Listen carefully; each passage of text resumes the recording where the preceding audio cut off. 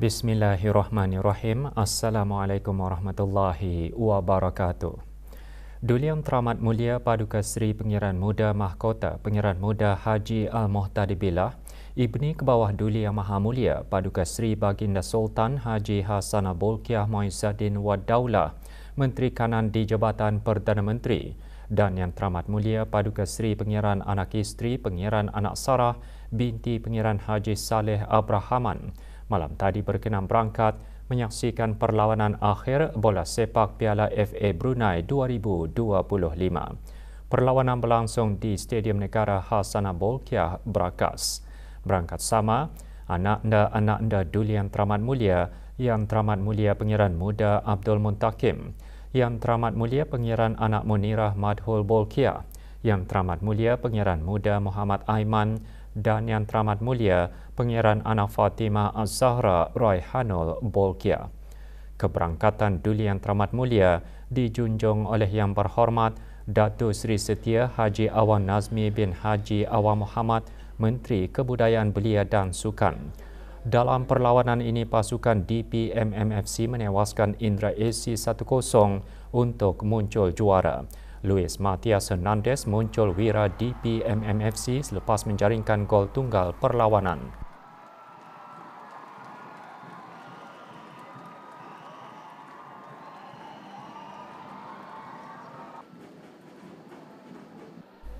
Duli Yang Teramat Mulia Paduka Seri Pengiran Muda Mahkota berkenan menyempurnakan pengurnian pingat dan piala utama kepada para pemenang. Yang Teramat Mulia Pengiran Muda Abdul Muntakim menerima piala utama selaku Ketua Pasukan DPMMFC.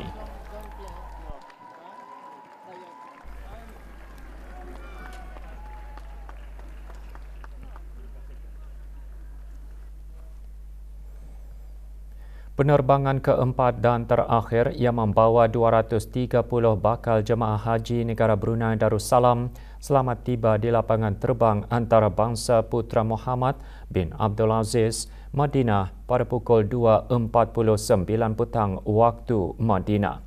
Rombongan bertolak meninggalkan negara Kelmarin dengan menaiki pesawat Diraja Brunei BI 4207. Hadir di lapangan terbang antarabangsa Brunei bagi mengucapkan selamat belayar Yang Berhormat Pihin Udana Khatib Datu Paduka Seri Setia Ustaz Haji Awang Badarudin bin Pengarah Datu Paduka Haji Awang Usman, Menteri Hal Ehwal Ugama. Yang Berhormat Datu Seri Setia Awang Haji Muhammad Juwanda bin Haji Abdul Rashid, Menteri Pembangunan selaku Pemangku Menteri Kesihatan. Juga hadir Pengiran Datu Seri Paduka Haji Muhammad Tashim bin Pengiran Haji Hassan, Timbalan Menteri Hal Ehwal Ugama, dan Tuan Yang Terutama Muhammad Abdullah Al-Buraisin, Duta Besar Istimewa dan Mutlak Kerajaan Arab Saudi ke negara Brunei Darussalam. Ucapan syukur dilafazkan oleh jemaah haji negara setibanya di Madinah menandakan rasa terharu dan nikmat atas peluang yang dianugerahkan untuk menunaikan rukun Islam kelima. Harapan saya mudahan dikurniakan kesihatan tubuh badan dan dikurniakan kesabaran yang tinggi dalam sepanjang tempoh berada di kota Madinah dan Makkahul Mukarramah dan dapat mengerjakan haji dengan sebaiknya. Junjungan besar kita ni Nabi Muhammad sallallahu alaihi wasallam, tempatnya di sini dan insya-Allah Anda sabar untuk ziarah ke makam Nabi. Saya merasa terharu dan rasa bersyukur kepada Allah Subhanahu Wa Taala kerana menyambut saya serta keluarga dari segi fizikal, mental dan perbanyakkan exercise sebelum pergi ke Tanah Suci. Negara Brunei Darussalam terus komited terhadap liputan kesihatan sejagat melalui sistem kesihatan yang memastikan akses kepada perkhidmatan kesihatan yang tidak membebankan kewangan rakyat. Perkara tersebut antara yang digariskan Menteri Kesihatan semasa menghadiri mesyuarat Menteri-Menteri Kesihatan Commonwealth ke-37. Mesyuarat diadakan baru-baru ini di Geneva, Switzerland.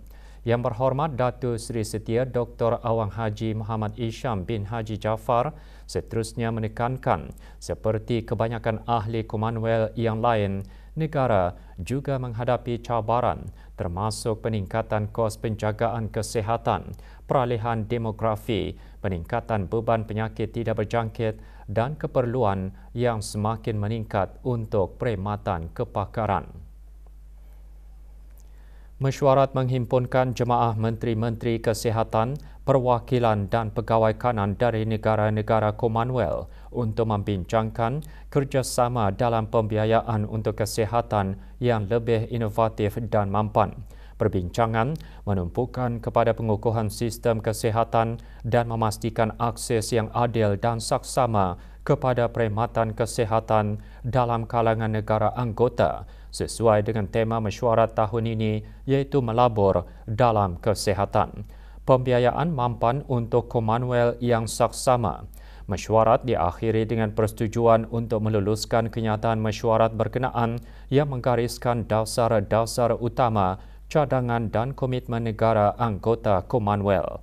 Menteri Kesihatan juga membuat perjumpaan bersama Puan Yang Terutama Shirley Ayorkor Bochwe, Sekretariat Agong Commonwealth yang telah dilantik baru-baru ini. Lebih 600 kg sampah berjaya dikumpulkan semasa kempen kebersihan anjuran Kementerian Pendidikan melalui Jabatan Pentadbiran dan Perkhidmatan-Perkhidmatan dengan kerjasama Jabatan Perancangan dan Pengurusan Estet. Kempen diadakan di sebahagian jalan dan kawasan kampung di Jalan Telisai, daerah Tutong. Antara yang menyertai kempen Dr. Haji Azman bin Ahmad, Setiausaha Tetap Kementerian Pendidikan. Kerja-kerja kebersihan melibatkan 300 orang merupakan usaha Kementerian Pendidikan dalam menyokong inisiatif Jawatankuasa Induk Isu-Isu Kebersihan dalam memastikan persekitaran negara ini adalah bersih dan bebas daripada sebarang pencemaran.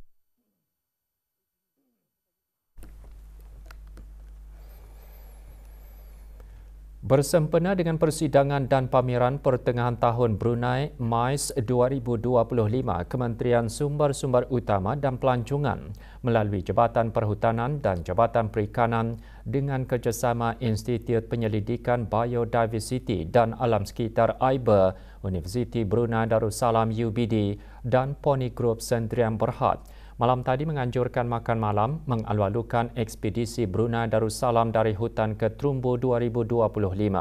Majlis berlangsung di salah sebuah hotel di Kota Batu. Dayang Hajah Tutiati binti Haji Abdul Wahab, Setiausaha Tetap di Kementerian Sumber-Sumber Utama dan Pelancongan, dalam ucapannya antara lain berkata, ekspedisi mewakili satu langkah penting dalam usaha berterusan untuk meneroka, memahami dan melindungi semula jadi serta mengumpul data saintifik dan mendedahkan penemuan baru daripada lokasi kajian melalui penyelidikan pelbagai disiplin oleh pakar tempatan dan antarabangsa. Sekaligus menyumbang kepada pembangunan strategi pemeliharaan yang mantap dengan menekankan hubungan ekologi kritikal antara darat dan laut. Kembali selepas ini untuk mengikuti bahan berita lainnya.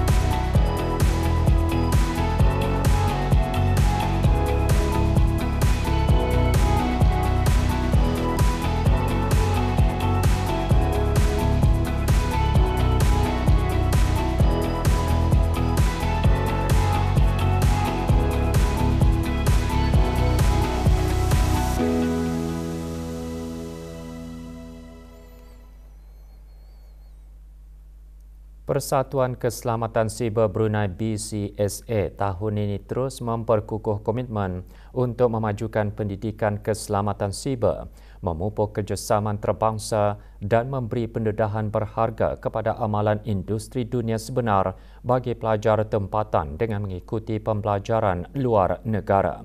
Kemarin, 19 peserta termasuk 3 ahli jawatankuasa eksekutif BCSA, seorang pensyarah Universiti Islam Sultan Sharif Ali dan 15 ahli pelajar BCSA berlepas meninggalkan negara untuk menyertai program berkenaan selama 6 hari di Kuala Lumpur, Malaysia.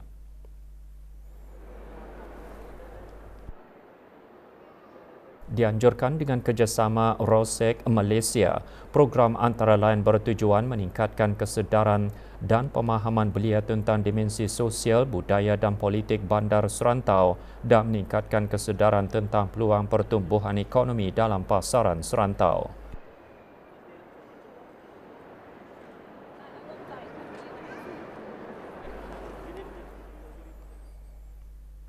Memberikan peluang kepada keluarga-keluarga yang ingin berkunjung di hujung minggu sambil merasakan suasana kawasan kampung merupakan antara tujuan aktiviti Glam Kampung Galoh edisi ketiga. Dianjurkan oleh kumpulan Villaju Brunei dengan kerjasama Ecoponis Garden, acara berlangsung di Kampung Bang Nukat Lamunin, daerah Tutong. Acara bersempena sambutan Hari Keluarga Kebangsaan diisi dengan pelbagai aktiviti termasuk bengkel seni dan kraf tangan, permainan tradisional, tayangan filem serta jualan makanan dari para pengusaha tempatan bersama komuniti kampung.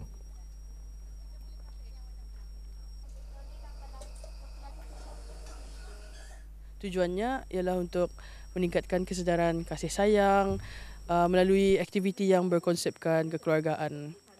Jadinya, kenapa kami pilih Ecoponis Garden sebagai tempat untuk menyambut Hari Keluarga ini adalah untuk menarik para pengunjung, membawa diorang punya family, diorang punya kawan-kawan dan komuniti-komuniti yang sekitarnya.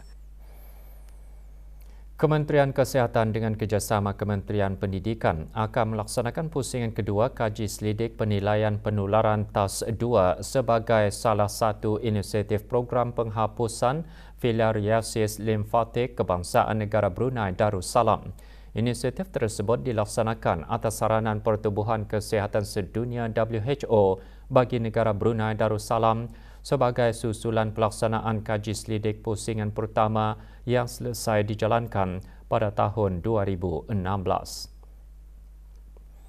Pelaksanaan TAS 2 bermula hari ini 19 Mei 2025 di sekolah-sekolah yang terpilih di seluruh negara.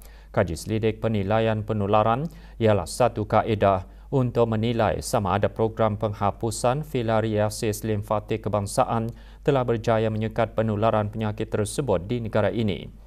Ia dijalankan ke atas murid-murid tahun 1 dan tahun 2. Pemilihan sekolah dan pelajar adalah dilakukan secara rambang berdasarkan kaedah statistik yang ditetapkan oleh WHO. Prosedur TAS adalah cepat dan selamat dan ia akan dilakukan oleh petugas kesihatan yang terlatih.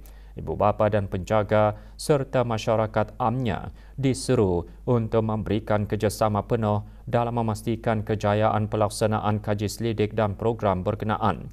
Maklumat lanjut layari laman sesawang rasmi Kementerian Kesihatan atau mengikuti akaun Instagram atau hubungi talian Darussalam 123.